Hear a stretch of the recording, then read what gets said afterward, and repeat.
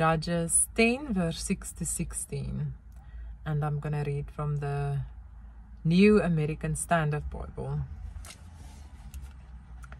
Then the sons of Israel again did evil in the sight of the Lord, served the Baals and the Ashtaroth, the gods of Aram, the gods of Sidon, the gods of Moab, the gods of the sons of Ammon, and the gods of the Philistines. Thus they forsook the Lord and did not serve him. The anger of the Lord burned against Israel, and he sold them into the hands of the Philistines and into the hands of the sons of Ammon. They afflicted and crushed the sons of Israel that year. For 18 years they afflicted all the sons of Israel who were beyond the Jordan, in Gilead, in the land of the Amorites. The sons of Ammon crossed the Jordan to fight also against Judah, Benjamin, and the house of Ephraim, so that Israel was greatly distressed. Then the sons of Israel cried out to the Lord, saying, We have sinned against you, for indeed we have forsaken our God and served the Baals. The Lord said to the sons of Israel, Did I not deliver you from the Egyptians, the Amorites, the sons of Ammon, and the Philistines? Also when the Sidonians, the Amalekites, and the Maonites oppressed you, you cried out to me, and I delivered you from their hands. Yet you have forsaken me and served other gods, therefore I will no longer deliver you. Go and cry out to the gods which you have chosen. Let them deliver you in the time of your distress.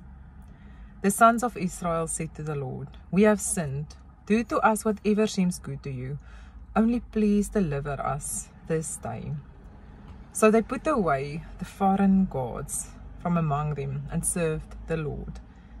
And he could bear the misery of Israel no longer. And it's the MacArthur Study Bible. So there's a few explanations.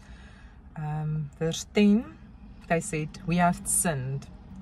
Confession is followed by true repentance. And then 10 verse 13 and 14, here is the form of God's wrath, by which he abandons persistent, willful sinners to the consequence of their sins.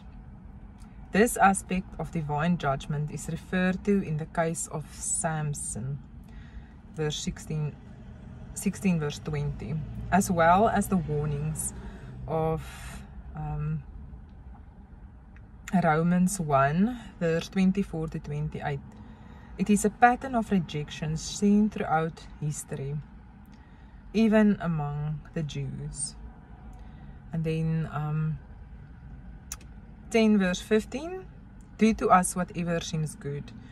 Genuine repentance acknowledges God's right to chasten, so his punishment is seen as just, and he is thereby glorified.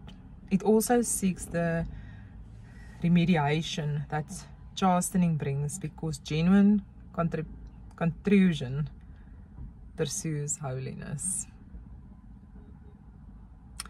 I hope you have a good day.